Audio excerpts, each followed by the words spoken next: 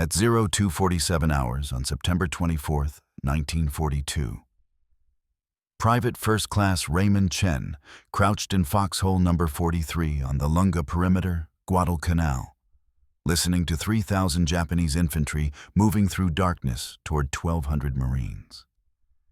The air smelled like cordite and rotting jungle vegetation. Rain drummed against Chen's helmet. His hands gripped an M1 Garand with a bayonet that shouldn't exist. The blade was bent 35 degrees upward. Violation of 3 Marine Corps regulations. Court-martial offense. Prison time. Chen didn't care. 2 other Marines shared his foxhole. Corporal James Mitchell on his left. Private Thomas Hayes on his right. All 3 crouched with rifles positioned, bayonets angled upward, waiting. The sound came first. Distant screaming in Japanese. Banzai, Banzai. Tenno Heika Banzai. The words echoed across the perimeter like a wave rolling toward shore. Chen's heart rate increased. 120 beats per minute. Standard combat response. He adjusted his grip. Rifle butt braced against his right hip. Modified bayonet pointed upward at 35 degrees, exactly as he'd calculated, exactly as he'd tested. The angle that would intercept an enemy soldier jumping down into the foxhole. The angle that standard Marine Corps doctrine said couldn't work because it violated peacetime regulations about equipment modification. Mitchell whispered, "Here they come." Hayes said nothing. His hands were shaking. First Banzai charge. First night combat. Chen had survived too. He knew what was coming, knew the screaming got louder, knew the darkness filled with running feet and rifle fire, and then silence, and then men dying in holes. The Japanese were 200 yards out, maybe less. Hard to judge distance in darkness and rain. Chen counted seconds, estimated closing speed at 6 miles per hour through jungle terrain. Calculated 90 seconds until contact. His modified bayonet would either work or it wouldn't. Either way, he was about to find out if geometry mattered more than regulations when men were dying. Between August 7th and September 24th, 1942, the 1st Marine Division on Guadalcanal lost 247 men during night Banzai charges. Not from bullets, not from artillery. From hand-to-hand combat in foxholes after Japanese infantry overran defensive positions in complete darkness. The problem was simple. A standard M1 bayonet extended 16 inches straight from the rifle barrel. Perfect for standing combat across open ground. Perfect for Napoleonic warfare doctrine written in 1815. Completely useless when you're crouched in a 4-foot-deep foxhole and an enemy soldier jumps in on top of you. The physics didn't work. Marine foxholes on Guadalcanal measured 4 feet deep, 3 feet wide, 6 feet long. Standard defensive positions, 2 to 3 Marines per hole. Marines crouched or knelt because standing exposed them to rifle fire. When Japanese soldiers jumped into foxholes during Banzai charges, they attacked from above, dropping down onto crouched defenders. A Marine with a fixed bayonet, kneeling, holding his rifle at chest level, pointed his bayonet horizontally forward. When an enemy jumped down from above, that horizontal bayonet struck the enemy's legs or lower abdomen. Non-lethal angles. Didn't stop the attacker's momentum. Didn't prevent the attacker from using his own bayonet or rifle butt. Marines couldn't swing their rifles in the confined space. The barrel hit foxhole walls, got stuck in packed earth, and there was no time. A Japanese soldier jumping into a foxhole from ground level traveled 4 feet in 0.6 seconds. Gravity plus initial velocity, basic physics. A Marine needed 3 to 4 seconds to draw his K-bar knife after his bayonet failed to stop the attacker. The enemy needed 2 seconds to deliver a killing strike with bayonet or rifle butt. The fatal gap? 1 to 2 seconds where Marines were defenseless. Marine Corps doctrine said, maintain your position, fix bayonets, hold the line. The doctrine assumed standing combat in daylight, where a straight bayonet made perfect sense. At night, in a hole with 3 Japanese soldiers dropping in simultaneously, a straight bayonet was just 16 inches of useless steel pointing the wrong direction. 247 Marines died because doctrine didn't match reality.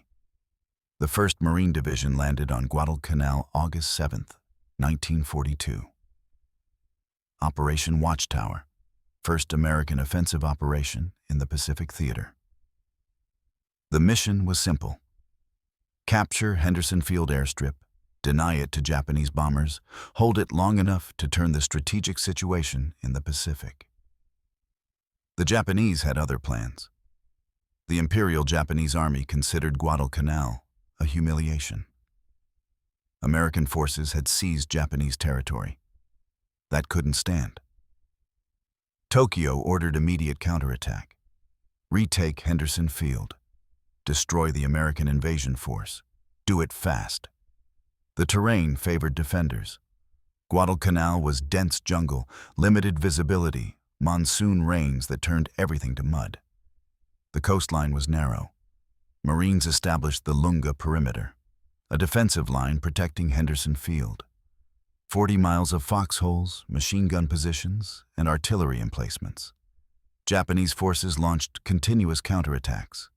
Infantry assaults, naval bombardment, air raids. The intensity varied, but the pressure never stopped. And the Japanese preferred nighttime assaults because darkness negated American advantages in firepower and air support. Japanese night tactics followed established doctrine. Banzai charges, mass infantry waves designed to overwhelm through numbers and shock. The psychological impact was significant. The screaming, the darkness, the sound of hundreds of men running toward you, all calculated to break defender morale. The typical attack pattern started with artillery preparation. Japanese mountain guns, 75 mm, firing for 15 to 30 minutes. The barrage softened defensive positions and forced Marines into their foxholes. Then the barrage lifted and Japanese infantry charged. The goal was simple. Break through Marine lines, reach Henderson Field, destroy aircraft, kill everyone. Marine defensive doctrine was equally straightforward. Fixed defensive positions along the Lunga perimeter. Foxholes spaced 30 to 40 feet apart. 2 to 3 Marines per foxhole, interlocking fields of fire. When Japanese forces attacked, Marines stayed in position and shot them. The doctrine worked during daylight. Superior American firepower cut down attacking infantry before they reached Marine lines. But at night, everything changed. Limited visibility, confusion. And when Japanese soldiers did reach Marine foxholes, the close quarters fighting favored the attackers. Marine training emphasized bayonet combat. Every recruit spent hours practicing bayonet techniques. Thrust, parry, butt stroke. The manual covered 16 different moves. All assumed standing combat. All assumed open space to maneuver. None addressed what happened when you fought in a 4-foot hole against enemies attacking from above. Nobody had thought about it because nobody thought Marines would be fighting from holes. Trenches were World War I. Pacific Island warfare was supposed to be different. Mobile, offensive. Except it wasn't. It was Marines in holes getting killed by doctrine that assumed wrong conditions. Private Daniel Torres died at 03:47 hours on August 20th, 1942. He was 20 years old, from El Paso, Texas. He'd gone through boot camp with Chen at San Diego. They'd shipped out together. Become friends during the long Pacific crossing. Torres was a good Marine. Followed orders, maintained his equipment, qualified expert with the M1 Garand. He did everything right. On the night of August 20th, Japanese forces launched their first major Banzai charge against the Lunga perimeter. Torres was assigned to foxhole number 31, Sector 2. His position was 60 feet from Chen's foxhole. Close enough to hear, too far to help. The attack came at 03:15, Japanese artillery barrage, then infantry charge. Torres followed doctrine perfectly. Fixed bayonet, maintained position, prepared to engage attacking forces. 3 Japanese soldiers jumped into Torres's foxhole at 03:45. Torres tried to use his bayonet, attempted a forward thrust at the first attacker. The standard technique, the one he'd practiced hundreds of times at Camp Pendleton. But his rifle barrel struck the foxhole wall. The bayonet got stuck in packed earth. Torres tried to pull it free. Couldn't. The blade was wedged. He reached for his K-bar knife, standard backup weapon, 7-inch blade, perfect for close combat. But he needed 3 seconds to draw it from the sheath on his belt. Japanese soldiers gave him 2 seconds. They killed him with rifle butts and bayonet strikes. Blunt force trauma to the head, bayonet wounds to the chest and abdomen. Time from enemy entry to Torres's death, estimated 8 seconds. Chen heard Torres screaming for help, heard his voice calling for a corpsman, heard the panic, the fear. Then the scream cut off. Silence, just the sound of fighting continuing up and down the line. Chen wanted to help, started to climb out of his foxhole. But there were Japanese soldiers between their positions, running through the darkness, going after other foxholes. If Chen left his position, he'd be killed in the open, and his foxhole partners would be alone when Japanese infantry reached them. So Chen stayed in his hole, listened to his friend die, did nothing. Torres's body was recovered the next morning when Japanese forces withdrew at dawn. The attack had failed. Japanese casualties were high. They'd broken through in several places, but couldn't sustain the assault. Pulled back into the jungle before sunrise. Torres lay in his foxhole with 3 bayonet wounds and blunt force trauma. His M1 Garand was still in his hands. The bayonet was still fixed to the rifle. The blade was bent from striking the foxhole wall. The weapon had been useless. 7 other Marines died the same way that night, all killed in their foxholes during hand-to-hand combat. All following standard doctrine, all dead because the doctrine assumed conditions that didn't exist. Chen attended Torres's burial that afternoon. All 8 Marines were buried together. Small cemetery near Henderson Field. Wooden crosses marking graves. Chaplain said words about duty and sacrifice and how these men had given everything for their country. Chen stared at Torres's covered body and thought about geometry. His father had been a machinist, Chen Wei, immigrated from China in 1897, worked in San Francisco building precision parts for ships and machinery. Chen grew up in his father's shop on Grant Avenue, learned how angles mattered, how leverage worked, how tools needed to match the job. The Marine Corps had given them the wrong tool. The M1 bayonet was designed for warfare that didn't exist anymore. Standing formations, charging across open ground, fighting like soldiers fought at Waterloo in 1815, not fighting in holes against enemies attacking from above. Chen realized something that night watching his friend get buried. The bayonet wasn't the problem. The angle was the problem. If the bayonet pointed upward instead of forward, it would intercept attackers jumping down, would strike center mass, would stop their momentum, would keep Marines alive. All it required was bending the blade. Chen made a decision. He would modify his bayonet, bend it to the correct angle, break regulations, risk court-martial, because watching friends die with useless weapons was worse than military prison. But first, he had to survive 3 more weeks. 3 more weeks of night watches. 3 more weeks waiting for the next Banzai charge. 3 more weeks of listening to men die in holes because doctrine didn't match reality.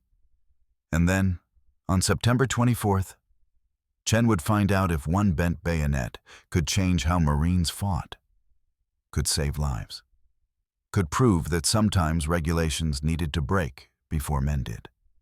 The Japanese were still screaming in the darkness, still running toward the Marine lines, still coming.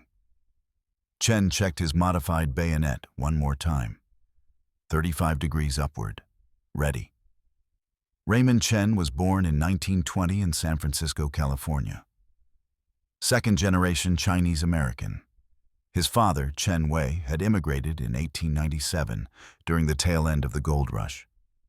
Didn't find gold. Found work instead. Machinist, precision metalwork, building parts for ships in the San Francisco dockyards. Chen grew up in his father's shop on Grant Avenue. The place smelled like cutting oil and hot metal. The walls were lined with lathes, drill presses, vices, and measuring instruments. Micrometers that measured to thousandths of an inch. Calipers. Angle gauges.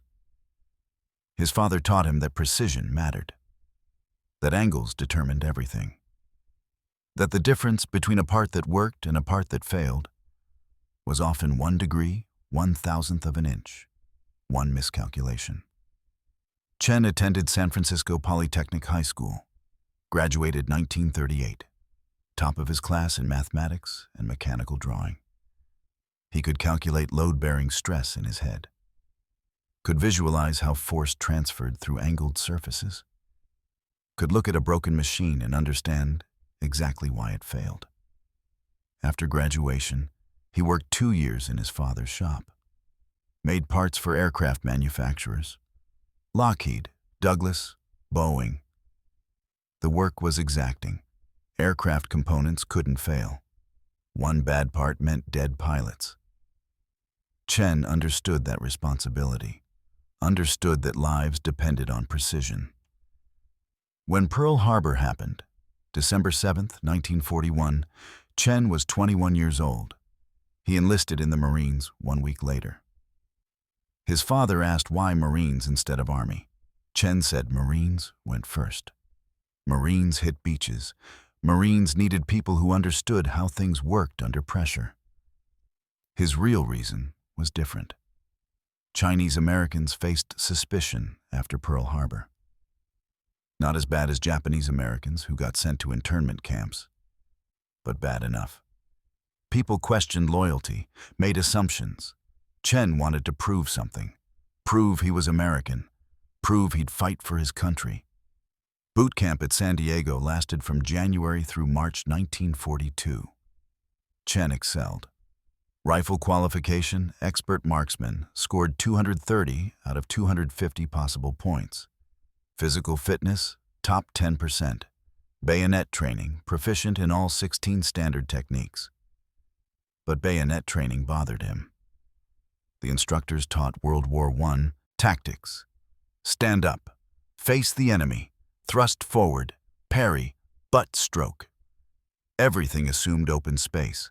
Everything assumed you could see your target. Everything assumed combat happened in daylight on flat ground. Chen asked an instructor, "What do we do if we're fighting from trenches or holes?" The instructor said, "Marines don't fight from holes. Marines attack." But that wasn't true. Chen already knew it wasn't true.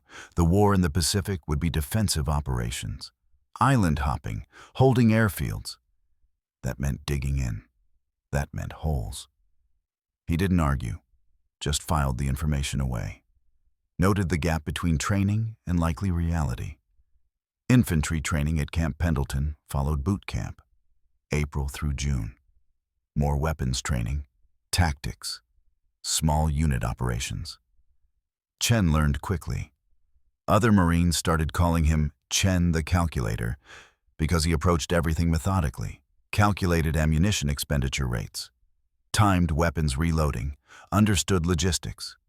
His squad leader, Sergeant Frank Williams, noticed. Williams was career Marine, 18 years in. He told Chen, "You think too much. Marines follow orders, don't need thinkers." Chen said, "Respectfully, Sergeant, Marines who don't think end up dead." William stared at him for 10 seconds, then nodded. "Fair point. Just don't think yourself into trouble." Chen deployed to Guadalcanal August 2nd, 1942. 5 days before the invasion. The ship crossing was hot, crowded, miserable. Hundreds of Marines packed into troop compartments. The air smelled like sweat and diesel fuel. Most men played cards or wrote letters. Chen studied equipment, disassembled his M1 Garand repeatedly, learned every part, could field strip it in 43 seconds in complete darkness. He did the same with his bayonet, 16-inch blade, high carbon steel, fuller groove running down the center to reduce weight and prevent suction. The blade attached to the rifle barrel via a locking ring mechanism. Simple, effective. Standard design since 1943. Chen held the bayonet at different angles. Calculated thrust vectors, thought about geometry, didn't know why. Just filed the information away. The landing on Guadalcanal was unopposed. Japanese construction crews fled into the jungle. Marines secured Henderson Field in 6 hours. Too easy. Everyone knew the Japanese would come back. They did. September 13th, 1942, 03:15 hours. Chen's first Banzai charge. The night was hot and dark. No moon, heavy clouds. Chen was assigned to Foxhole 17, Sector 3, Lunga Perimeter. His foxhole partners were Private Leo Kowalski from Chicago and Private First Class Marcus Washington from Georgia. Both good Marines. Both scared. First combat for all three. The Japanese artillery started at 03:15, 75mm mountain guns. The shells came in fast, high explosive. The sound was overwhelming. Each impact felt like a physical blow. Shrapnel whined overhead. Dirt rained into the foxhole. Chen pressed himself flat against the foxhole bottom. His hands covered his helmet. His ears rang. He tasted dirt and copper. The barrage lasted 20 minutes. Felt like hours. At 03:33, the artillery stopped. Sudden silence. Chen's ears kept ringing. He couldn't hear properly. Everything sounded muffled and distant. Then the screaming started. "Banzai! Banzai! Tenno Heika Banzai!" Japanese infantry charged through darkness. Chen couldn't see them, only heard running feet, splashing through mud, crashing through undergrowth. The sound got louder, closer. Marine rifle fire opened at 100 yards. Muzzle flashes lit the night. Chen saw figures running. 50 men, 60. More. They kept coming despite casualties. Standard Banzai doctrine. Accept losses. Maintain momentum. Overwhelm the enemy through numbers and shock. The Japanese reached Marine foxholes at 03:37. Chen's foxhole wasn't hit directly. Japanese soldiers ran past, headed for positions deeper in the perimeter. But foxhole 19, 40 feet to Chen's left, got hit hard. 3 Marines in foxhole 19. Private Danny Ortega, Corporal Sam Bradley, Private Harold Jensen. Chen knew all 3. Good men, experienced. Bradley had 2 years in the Marines before the war. 3 Japanese soldiers jumped into foxhole 19 at 03:38. Chen heard everything. Heard Ortega yelling, "They're in the hole! They're in the—" Cut off. Heard rifle shots. Heard the sound of metal hitting metal. Heard screaming. Bradley fired his M1 point blank. Killed 1 Japanese soldier. The other 2 were already on top of him. Used bayonets. Stabbed Bradley multiple times. Bradley died in 4 seconds. Jensen tried to swing his rifle around, use his fixed bayonet, but there wasn't room. The foxhole was too narrow. His rifle barrel hit the foxhole wall, got stuck. Jensen yanked on it, tried to pull it free. One Japanese soldier grabbed the barrel, pulled it away from Jensen. Second Japanese soldier bayoneted Jensen through the chest. Jensen fell backward, died instantly. Ortega drew his ka-bar knife, fought hand to hand. He was strong, former boxer. But 2 Japanese soldiers against 1 Marine in a 4-foot hole. They overpowered him, beat him with rifle butts, stabbed him repeatedly. Ortega died after 15 seconds of fighting. Total time from Japanese entry to all 3 Marines dead, 28 seconds. Chen heard it all, couldn't help. There were Japanese soldiers between their positions. Kowalski started to climb out of the foxhole. Chen grabbed him, pulled him back down, said, "We can't help them. We leave this hole, we're dead." Kowalski was crying. Washington was praying. Chen just listened to his friends die 40 feet away. The same thing happened at Foxhole 21. 2 Marines killed. Foxhole 23. 3 Marines killed. Foxhole 26. 2 Marines killed. All killed in hand-to-hand combat inside their foxholes. All killed trying to use weapons that didn't work in confined spaces. The Japanese withdrew at 0412. Before sunrise. Standard tactic. Night attacks only. Disappear before American artillery and air support could target them effectively. Dawn came at 0547. Revealed the battlefield. Bodies everywhere. Japanese casualties were high. They'd lost maybe 150 men, but they'd killed 31 Marines. Chen helped recover bodies from Foxhole 19. Ortega's ka-bar knife was still in his hand. He died fighting. Bradley's M1 lay in the mud with bayonet fixed. The blade was bent from striking the foxhole wall. Jensen's rifle was broken at the stock, snapped during the struggle. Chen examined the weapons, saw the problem clearly. The straight bayonet couldn't work in a foxhole. The geometry was wrong. He sat in his foxhole after burial detail. Everyone else was eating or sleeping.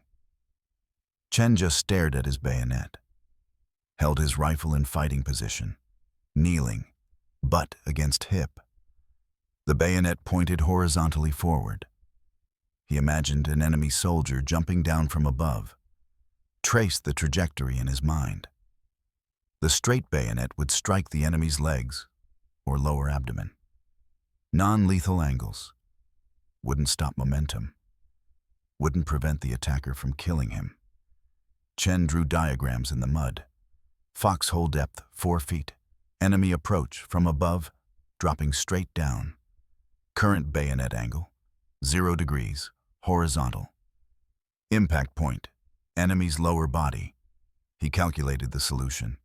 Needed 30 to 40 degrees upward angle. That would intercept the enemy's center mass. Sternum, heart, lungs. Killing angles, stopping angles. The upward angle would also let him keep the rifle butt braced against his hip. Stable platform. Maximum force. No need to swing the weapon in confined space. It was simple geometry, simple physics. A third grader could understand it. But it required bending government property. Required modifying a weapon system without authorization. 3 separate regulations violated. Court-martial offenses. Chen thought about Torres, thought about Ortega, Bradley, Jensen, thought about 7 men dead in one night because they'd followed regulations and used weapons that didn't work. He made his decision. He would bend his bayonet, risk prison, because watching friends die with useless weapons was unacceptable. September 15th, 1942, 14:30 hours.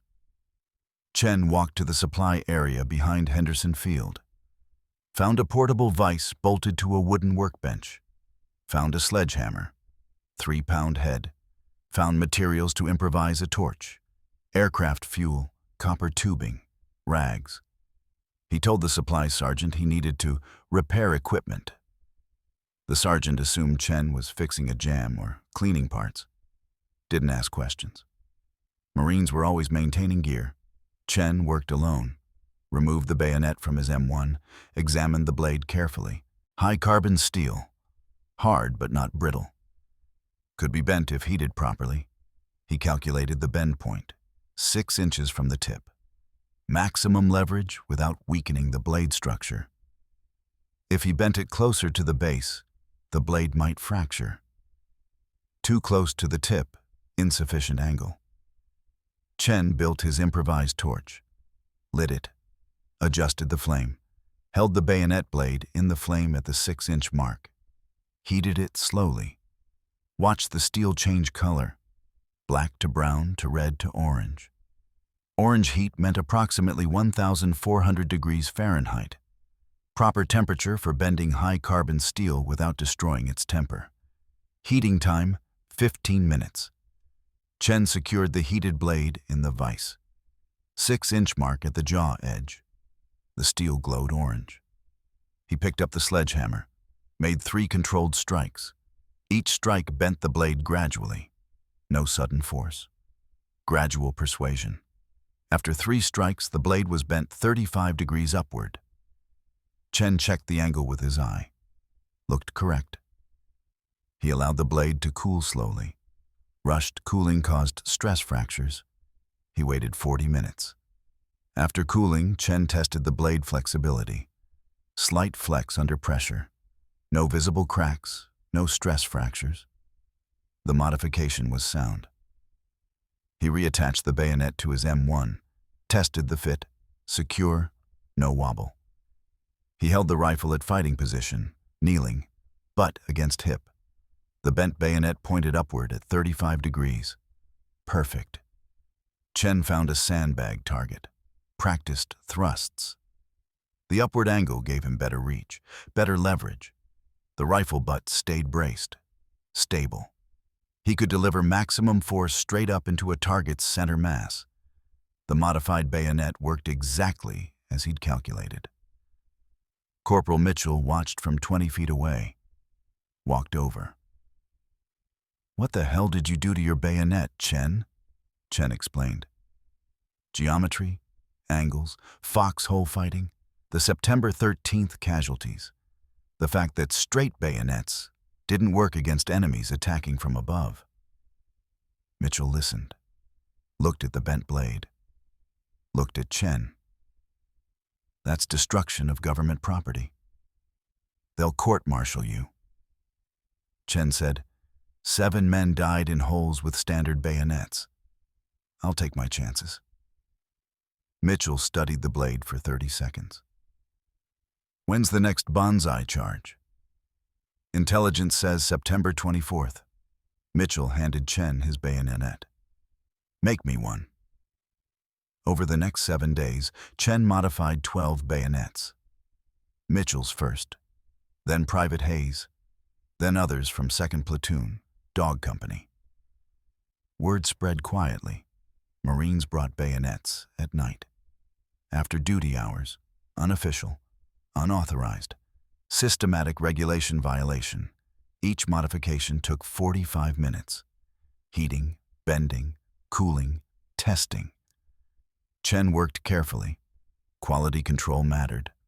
Lives depended on these modifications. Platoon Sergeant Williams saw Chen working one night. September 20th. Chen was heating a bayonet blade. Williams watched for 10 seconds, then said, "I don't see anything." Williams walked away, tacit approval through willful ignorance. By September 24th, 12 Marines in Dog Company carried bent bayonets, 35-degree angle, ready for close combat in confined spaces, ready to test whether geometry worked better than doctrine, ready to find out if one bent blade could save lives when regulations had failed. September 24th, 1942, 1800 hours, intelligence briefing at Dog Company headquarters. Lieutenant Robert Marsh stood in front of 40 Marines. Behind him, a crude map of the Lunga perimeter drawn on plywood.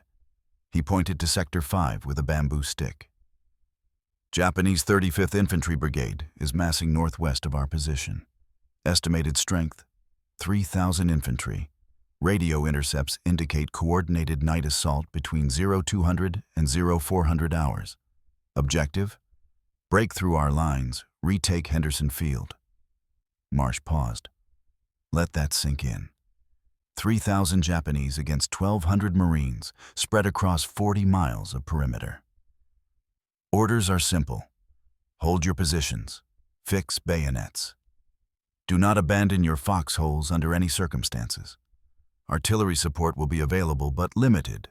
Air support non-existent in darkness. You hold or they take the airfield. Questions? Nobody asked questions. What was there to ask? Hold or die. Simple math. Chen was assigned to Foxhole 43, Sector 5, Eastern Perimeter, 300 yards from Henderson Field.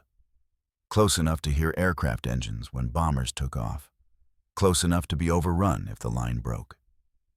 His foxhole partners, Corporal Mitchell and Private Hayes, both carrying modified bayonets, 35-degree angle.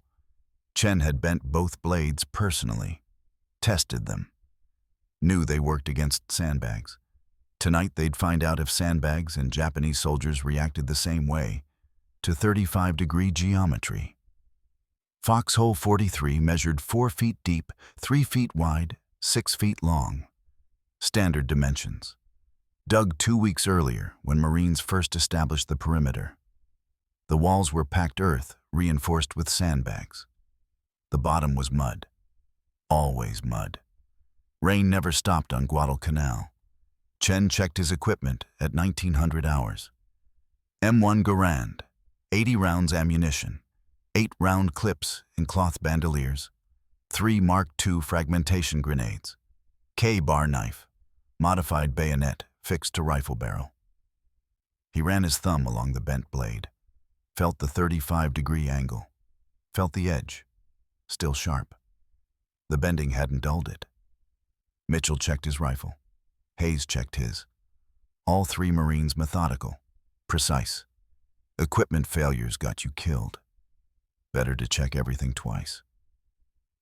They settled into fighting positions at 2000 hours. Chen center. Mitchell left. Hayes right. Each Marine crouched low, rifles positioned, bayonets angled upward. The waiting was always worst. 2200 hours. Darkness absolute. No moon. Heavy cloud cover. Visibility maybe 5 feet. Chen couldn't see Mitchell even though he was 2 feet away. Just heard his breathing. Rain started 23:30. Steady tropical rain. Warm. Heavy. It drummed on helmets, ran down faces, collected in the foxhole bottom. Chen's boots filled with water. His hands stayed slippery. He adjusted his grip every few minutes. Temperature, 82 degrees. Humidity, 95%. Breathing felt like inhaling water.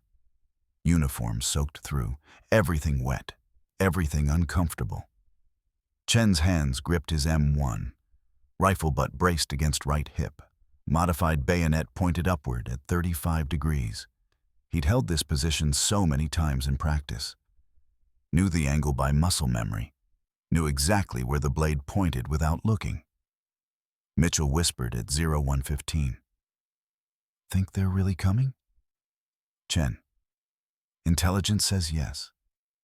Hayes. Think this bent bayonet thing actually works? Chen. We'll find out. Conversation stopped. Nothing else to say. Either the modification worked or it didn't. Either they survived or they didn't. Talking didn't change the math. 0147. Distant sound, low rumble like thunder. But not thunder. Artillery. Chen. Get down. Here it comes. All 3 Marines pressed into foxhole bottom. Faces in mud. Hands over helmets. The fundamental human instinct. Make yourself small when explosions start. The first shell landed at 0148, 200 yards behind their position. High explosive, The sound was enormous. A physical pressure wave that compressed lungs. Chen felt it in his chest. Felt his heart skip. Second shell. Third shell. Fourth. Japanese artillery walked the barrage forward. Standard tactic. Start behind target. Move impacts progressively closer. Maximize coverage. Maximize casualties. 50 yards behind. 40 yards. 30. The shells were getting closer. Each impact threw dirt and shrapnel. Chen heard metal fragments whining overhead. Heard them slapping into sandbags. Heard them cutting through jungle vegetation. 20 yards behind. 10 yards. A shell landed 15 feet from foxhole 43 at 0207. Close enough that the blast wave lifted Chen off the foxhole floor. Threw him against the wall. His helmet rang like a bell. His vision went white. His ears stopped working, just high-pitched ringing. Dirt rained down, filled the foxhole. Chen's mouth filled with mud. He spat, gasped, couldn't breathe, couldn't hear, couldn't see. The barrage lifted at 0213, 25 minutes of sustained fire. Then sudden silence. Chen's ears kept ringing. Everything sounded muffled, distant, wrong. He shook his head, tried to clear it, checked himself. No wounds, no blood. Intact. He looked left. Mitchell was moving. Looked right. Hayes was sitting up, both alive. Chen grabbed his rifle. The modified bayonet was still attached, still bent at 35 degrees, still ready. Then the screaming started. Banzai! Banzai! Tenoheika Banzai! The sound came from everywhere. Hundreds of voices, maybe thousands. Japanese infantry charging through darkness. Chen couldn't see them yet, could only hear them. Running feet, splashing through mud, crashing through undergrowth, getting closer. Marine line opened fire at 100 yards. Rifle fire lit the night. Muzzle flashes like strobe lights. Chen saw figures running.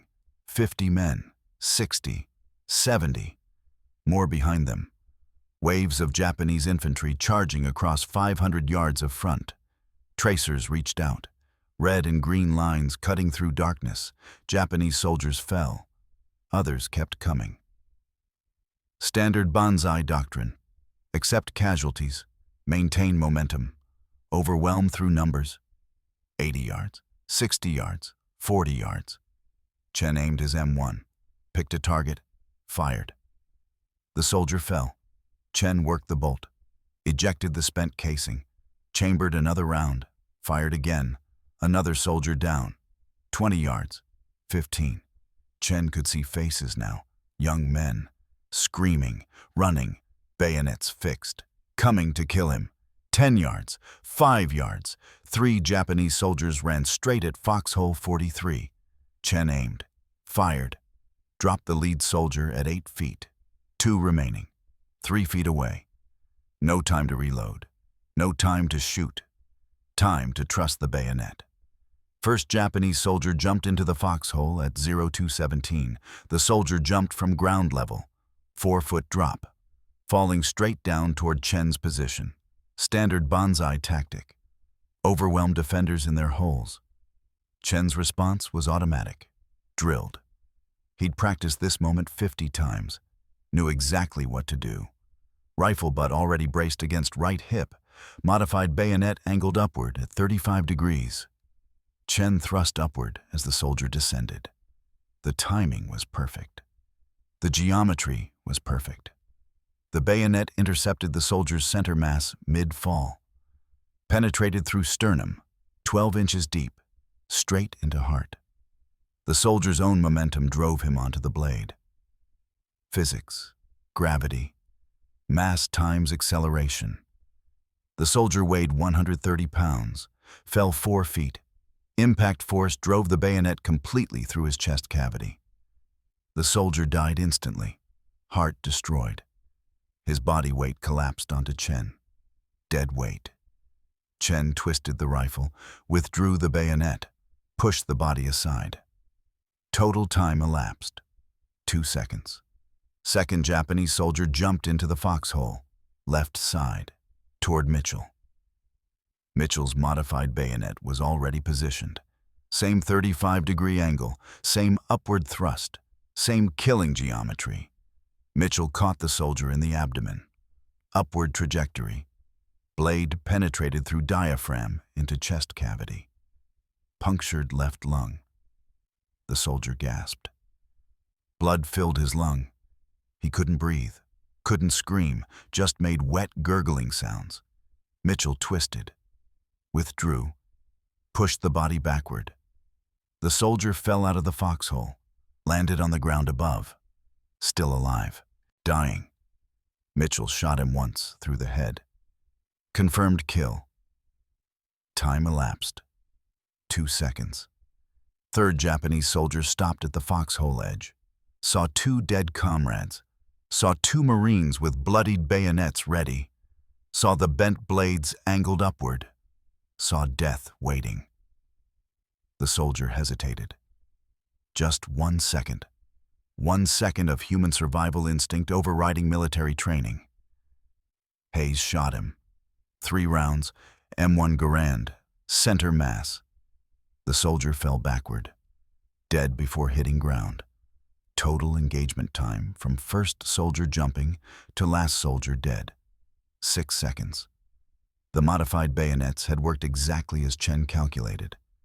35-degree angle intercepted attackers during descent, delivered maximum force to center mass, stopped momentum, prevented close combat, saved lives. But the night wasn't over. Japanese infantry continued attacking across the entire perimeter.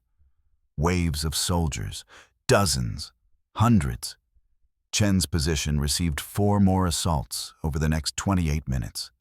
02:22.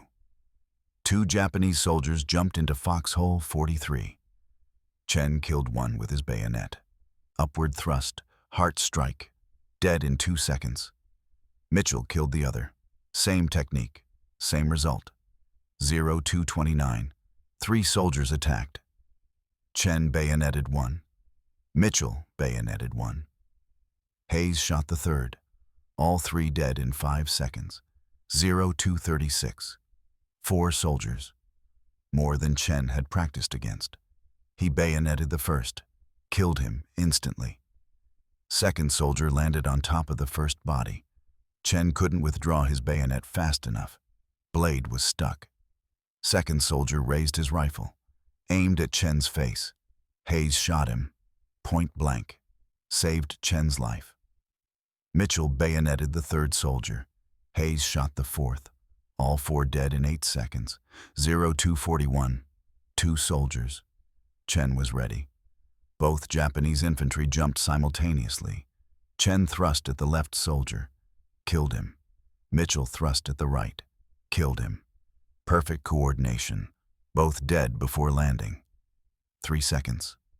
By 02:45, Chen had killed 7 Japanese soldiers with his modified bayonet. Mitchell had killed 6. Hayes had killed 2 with his bayonet, 7 with rifle fire.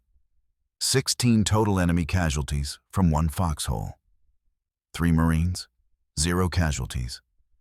The modified bayonets worked, but 60 feet left, foxhole 41 wasn't as lucky. Foxhole 41 held 3 Marines. Private Danny Cortez, Private First Class William Burke, Corporal Sam Diaz.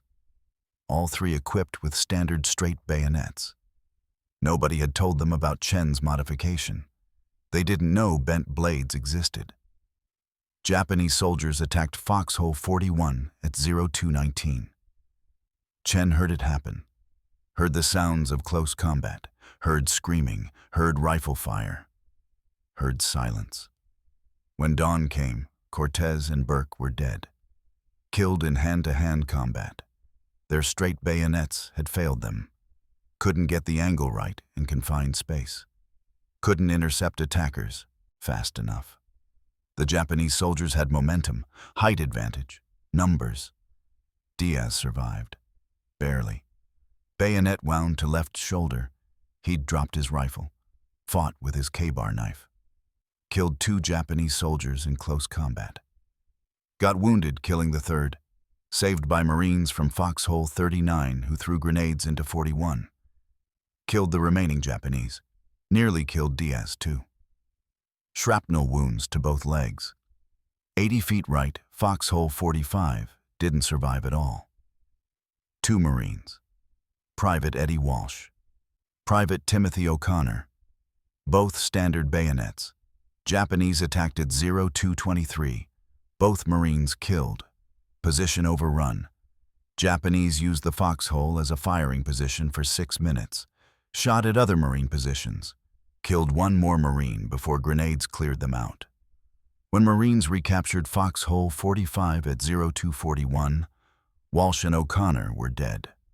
Multiple bayonet wounds, blunt force trauma.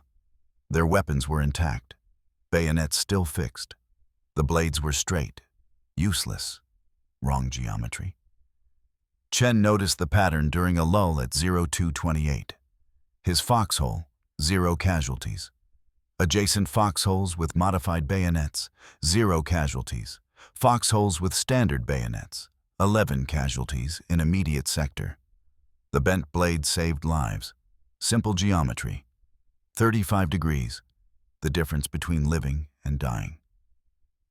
At 0312, Japanese bugles sounded in the distance. Retreat signal. Attacking infantry pulled back into jungle. Standard tactic. Withdraw before dawn, before American artillery and air support could target them effectively. Marines held their positions, waited, made sure the withdrawal was real, not a feint. Dawn arrived at 0547. First light revealed the battlefield. Bodies everywhere. Japanese casualties were massive. Estimated 450 killed. Unknown wounded dragged away during retreat. American casualties were lower, but still significant. 43 Marines killed, 68 wounded. Henderson Field remained secure. The line held. The mission succeeded, but the cost was high. Captain Robert Harrison inspected positions at 0630. Company commander. Veteran of Nicaragua. Hard man, fair man. He walked the line checking casualties, counting bodies, assessing damage. He reached Foxhole 43, saw Chen, Mitchell, Hayes, all 3 alive, covered in blood. Not their blood, enemy blood. The foxhole floor was covered with Japanese bodies. 7 dead soldiers, all killed with upward bayonet strikes through the chest. Harrison looked at Chen's M1, saw the modified bayonet, bent 35 degrees upward, covered in dried blood. Private Chen, what the hell happened to your bayonet? Chen stood, saluted, explained. Geometry, angle, foxhole fighting dynamics, September 13th casualties, the failure of straight bayonets in confined spaces, the solution, bend the blade. Harrison examined the bayonet carefully, ran his finger along the angle, looked at Mitchell's rifle, same modification, looked at Hayes's rifle, same modification. How many Japanese did you kill? Chen, 4 with bayonet, 2 with rifle, sir. Mitchell, 4 bayonet, 3 rifle. Hayes, 2 bayonet, 5 rifle. Harrison did the math. 10 bayonet kills, 3 men, 0 casualties. He looked at Foxhole 41, saw the body bags, 2 dead Marines. Looked at Foxhole 45. More body bags, 2 more dead. Harrison looked back at Chen. Show me how you bent these. Captain Harrison assembled Dog Company at 0800 hours, September 25, 1942. 112 Marines, 11 fewer than yesterday. Harrison stood on an ammunition crate. Behind him, Lieutenant Marsh held Chen's modified bayonet. The 35-degree angle caught morning light. Last night, Foxhole 43 killed 16 enemy soldiers. 0 friendly casualties. Adjacent positions using standard equipment. 4 Marines killed, 3 wounded. The difference was this. Marsh held up the bent bayonet. Private Chen modified his bayonet without authorization. Destruction of government property. Unauthorized weapon alteration. Court-martial offenses. Silence. Chen prepared for arrest. Harrison continued. But Lieutenant Colonel Puller reviewed the combat reports. He's authorized immediate adoption across this battalion. Every Marine gets one, starting now. Chen reported to the supply area at 0900 hours, established modification workshop. 4 vices, 2 torches, 3 sledgehammers. Trained 12 Marines in the bending technique. Each could modify 6 bayonets per day. Production rate, 72 bayonets daily. By September 30th, 480 modified bayonets in 1st Battalion. By October 7th, 930 across the regiment. By October 31st, estimated 2,300 modified bayonets on Guadalcanal. Word spread through informal networks. Marines wrote letters, mentioned the modification to friends in other units. 2nd Marine Division on Tulagi heard about it. 3rd Marine Division preparing for New Georgia. By November, nearly every Marine rifle company in the Pacific Theater had access to modified bayonets. Not official, not doctrine, just Marines helping Marines survive. Chen refined the technique, tested different angles. 25 degrees, insufficient upward trajectory. 30 degrees, marginal. 40 degrees, reduced forward penetration. 35 degrees remained optimal. He documented procedures. 15 minutes heating to orange heat. 40 minutes slow cooling. Quality control, 3% failure rate from stress fractures. Those bayonets got scrapped. Better to waste one blade than let a fractured blade fail in combat.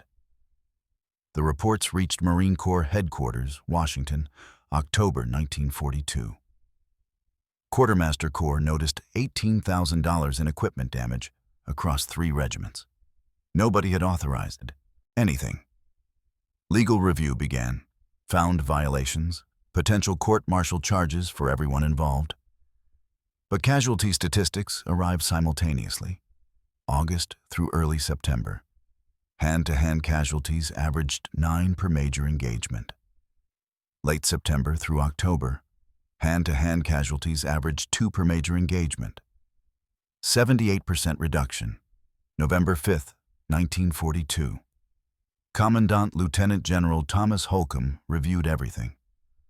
Combat reports, casualty statistics, legal analysis, 3 hours considering options, court-martial everyone and maintain regulations, or retroactively authorize the modification and admit a private solved a problem headquarters hadn't recognized.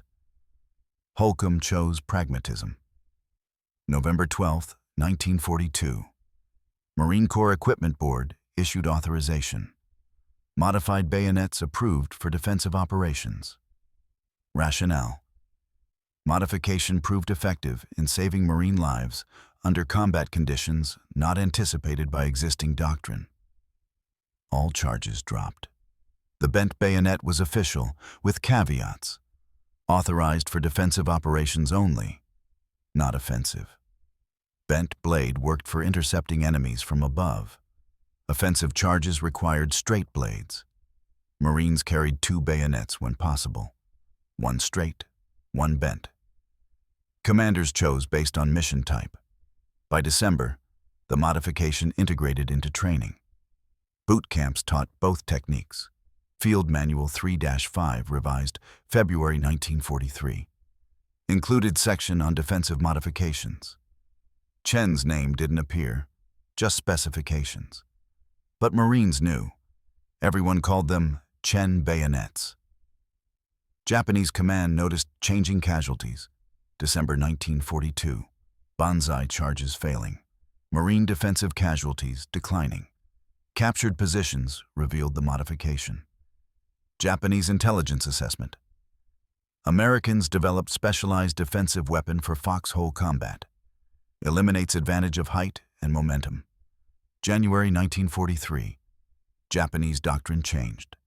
Avoid jumping into foxholes, throw grenades first, bypass defended positions, attack gaps. The new tactics increased Japanese casualties. Grenade throwers got shot, bypassed Marines with bent bayonets defended indefinitely. Japanese found no effective counter. By August 1943, Japanese High Command reduced emphasis on Banzai charges entirely. Shifted to defensive positions. The bent bayonet had forced tactical evolution across the Pacific theater. March 1943. Chen promoted to corporal. Citation: for initiative and innovation, resulting in saving numerous Marine lives. No medal, just reputation. Every Marine in the Pacific knew his name. Chen remained on Guadalcanal through February 1943. Transferred to 2nd Marine Division. Fought at Tarawa, November 1943. Caught shrapnel, November 21st. Left leg.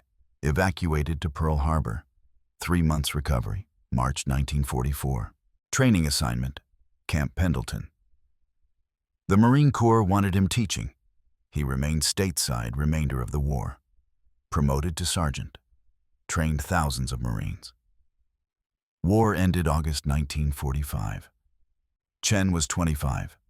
Discharged November 1945 with honorable service and permanent limp.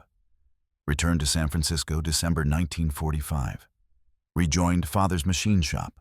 Married Patricia Wong, June 1946. 3 children. Expanded the business. Aerospace contracts. Made components for Lockheed, Boeing, Douglas. He never discussed the war publicly, refused interviews. When historians called, "I just bent some bayonets," other guys did the real fighting. The modified bayonet remained standard Marine Corps equipment through Korea. Pusan perimeter. Chosin reservoir. Gradually phased out 1950s. Last recorded use, Vietnam, 1967. Officially retired 1968.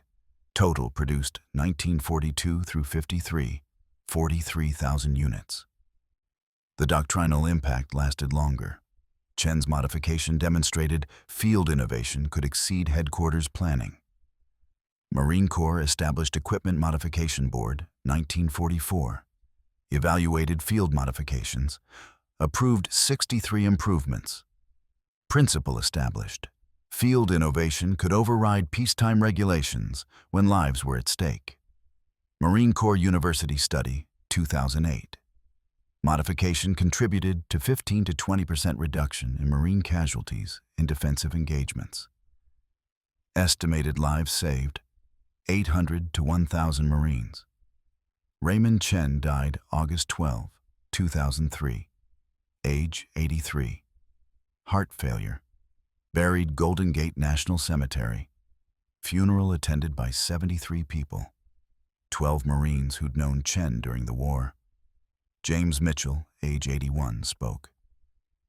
Ray never thought he'd done anything special. Just saw a problem and fixed it. But that fix saved my life. Saved 1,000 other Marines. Sometimes the biggest innovations are the simplest ones. One vise, one torch, one sledgehammer. 45 minutes, 35 degrees, 0 cost. Hundreds of lives saved. No advanced technology, just understanding that doctrine didn't match conditions. Just courage to break regulations when regulations killed people. September 24, 1942. 0217.